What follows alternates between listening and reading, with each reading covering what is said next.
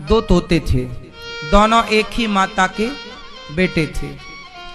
एक दिन क्या हुआ कि दोनों तोतों को किसी ने पकड़ लिया। पक्षी पकड़ने वाले जंगल में घूमते हैं, तो दोनों तोतों को, दोनों सगे भाई थे और पकड़ने वाला एक था, दोनों को एक ही पिंजरे में बंद किया और बाजार ले गया। तो एक तोते को एक कसाई ने खरीद लिया और दूसरे तोते को एक संत जी को दया आई कि ये पिंजरे में बंद है, मेरी कुटिया में जाएगा तो राम राम सुनेगा, इसका भी कल्याण होगा। तो एक साधु के कुटिया पे रहता, एक कसाई के घर पे। कसाई मारता, पकड़ो मारो काटो, तो तोता भी सीख गया, पकड़ो मारो काटो।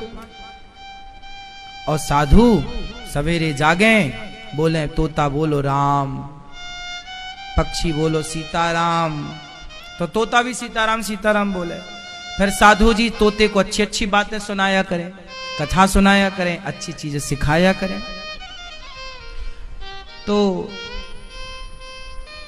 संत जी ने सोचा कि इसे हम उड़ा दें, पर जिसने पकड़ा था उसने इसके पंख काट रखे थे। तो संत जी चाह कर भी इसे उड़ा ना पाए, छोड़ देते तो जानवर खा जाता, तो उसे पिंजरे में ही रखा, लेकिन पढ़ाया संत जी ने, संत वाले संस्कार दिए। अब संयोग देखो विधि का विधान कैसे मिलाता है।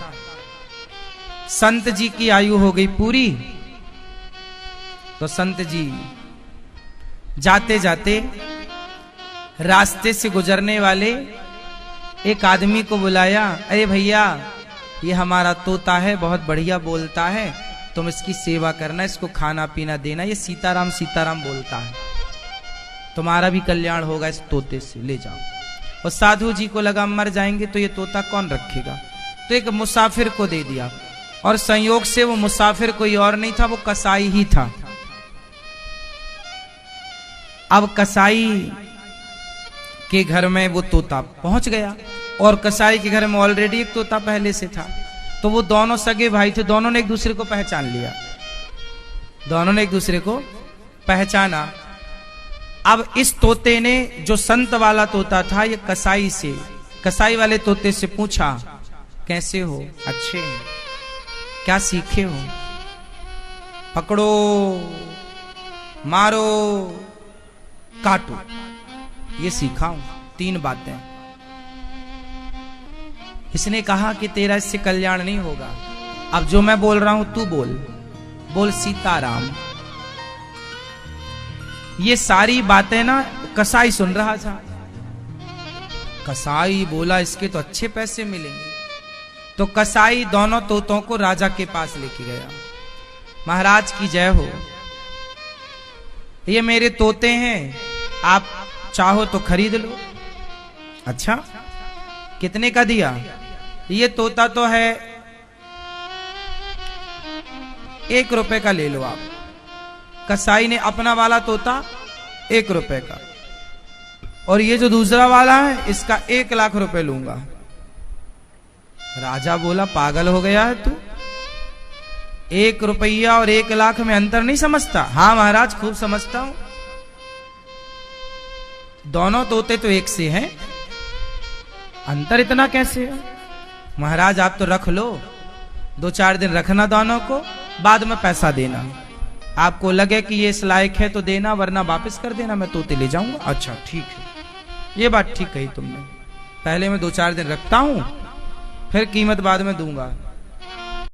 राजा ने 1 रुपए वाले तोते को तो अपने द्वार के बाहर लटकाया, और जो 1 लाख रुपए वाला तोता उसको कमरे में रखा, अपने कमरे रूम में।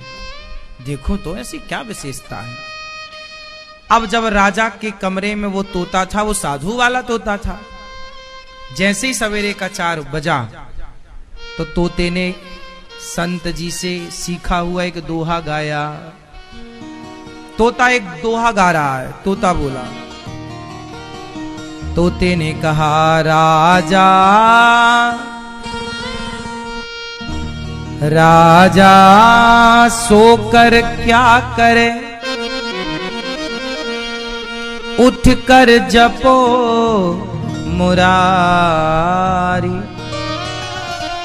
एक दिन तो है सोवना, लंबे पैर पसार। तोते ने क्या बोला? तोते ने कहा राजा उठो, सुबह के 4 बज गए। राजा सोकर अब क्या सो रहा है, ये जागने, उठ और उठकर जपो मुरारी। श्री कृष्ण गोविंद हरे मुरारी जपो जपो।